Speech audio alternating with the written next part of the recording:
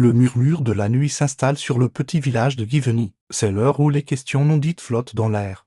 Où le silence entre les couples se fait plus pesant que les mots. C'est l'heure où, pour de nombreux hommes et femmes de plus de 60 ans, la vie intime est devenue une énigme, une porte que l'on a peur d'ouvrir. Il est temps de briser ce silence et d'aborder, avec la bienveillance et la rigueur que le sujet mérite, la physiologie du désir et du plaisir à l'âge de la maturité. L'intimité, loin de disparaître, se transforme.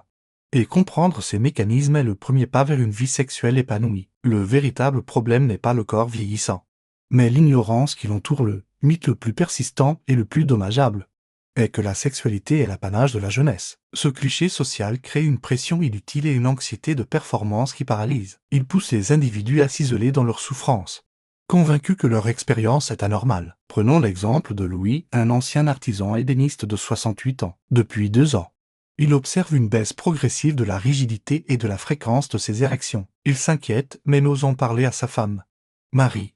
Il interprète ce changement comme un échec personnel, une perte de virilité. Ces tentatives manquées le conduisent à éviter l'intimité, à se coucher plus tard ou à feindre la fatigue. De l'autre côté de l'oreiller, Marie, 65 ans, ressent de son côté une sécheresse vaginale de plus en plus marquée, transformant les rapports en une expérience inconfortable voire douloureuse. Elle en vient à croire que Louis n'a plus de désir pour elle, ne voyant pas ces tentatives comme des expressions d'un besoin non satisfait. Le malentendu s'installe, la complicité s'étiole. Leur lit conjugal est devenu un champ de mines émotionnelles. Ce scénario, loin d'être exceptionnel, est le reflet d'une réalité physiologique complexe. Chez l'homme, le phénomène de l'andropause, ou plus précisément le déficit androgénique lié à l'âge DHA, se traduit par une baisse progressive du taux de testostérone. Cette diminution hormonale est responsable d'une réponse érectile plus lente, d'une diminution de la libido et d'une altération de la qualité de l'éjaculation. La phase réfractaire, le temps de récupération entre 2 érections, s'allonge considérablement. S'y ajoutent des facteurs liés à l'âge comme l'athérosclérose, qui affecte la circulation sanguine vers les corps caverneux,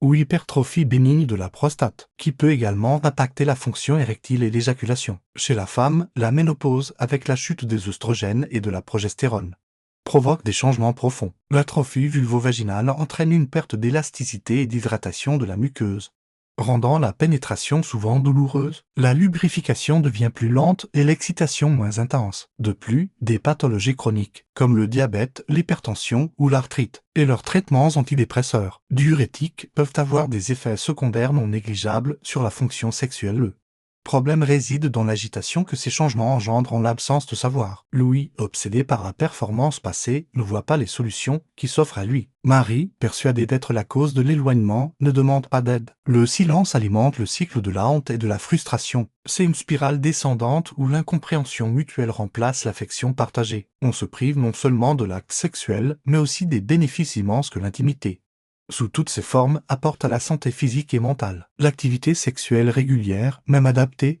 est un puissant facteur de protection contre la dépression et l'isolement, favorise la production d'endorphines et contribue au bien-être général. Le corps, non plus perçu comme un instrument de performance, mais comme une source de plaisir et de connexion, est le socle d'une intimité renouvelée heureusement. La science et la médecine ont des solutions concrètes. La première étape, pour lui et Marie comme pour tout autre couple, est la communication. Il s'agit de redéfinir la sexualité. La pénétration n'est pas le seul aboutissement possible, et les préliminaires peuvent devenir le cœur de l'échange. Explorer la sensualité, les massages, les caresses et le plaisir non coïtal permet de redécouvrir le corps et le désir. Sur le plan médical, des approches individualisées sont essentielles. Pour les hommes souffrant de dysfonction érectile, les inhibiteurs de la putyré-5 comme le sildenafil Viagra ou le Tadalafil Cialis sont souvent prescrits et se sont montrés d'une grande efficacité. D'autres options, comme les injections intracaverneuses de prostaglandine ou les pompes à vide, peuvent être explorés. Pour les femmes, les traitements de l'atrophie vulvovaginale sont nombreux. Les lubrifiants à base d'eau ou de silicone sont des aides précieuses pour un confort immédiat. Pour un effet durable,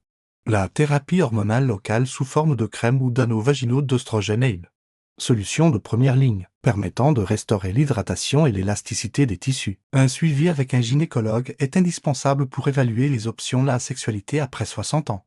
Mais pas un crépuscule, mais l'aube d'une nouvelle ère. C'est le moment de se libérer des dictats de la performance et d'embrasser une sexualité plus lente, plus tendre, plus centrée sur la connexion émotionnelle et le plaisir partagé. C'est une sexualité qui gagne en profondeur ce qu'elle perd en vigueur. L'histoire de Louis et Marie, si elle est d'abord marquée par l'incompréhension, peut se transformer en une célébration de leur amour durable. Après une consultation discrète chez un urologue pour lui et un gynécologue pour Marie, ils ont trouvé des solutions adaptées et ont appris à se parler. Ils ont redécouvert l'importance du toucher, du baiser et des moments d'intimité sans pression. Ils ont compris que le désir n'a pas d'âge. Il a seulement la sagesse de l'expérience et la lumière du cœur. Le message est clair, la vie sexuelle est une composante essentielle de la vie, quel que soit l'âge, et il est temps de lui accorder l'attention qu'elle mérite. N'acceptez pas le silence. Consultez un spécialiste. Parlez-en à votre partenaire. L'intimité est un droit, non un privilège de la jeunesse.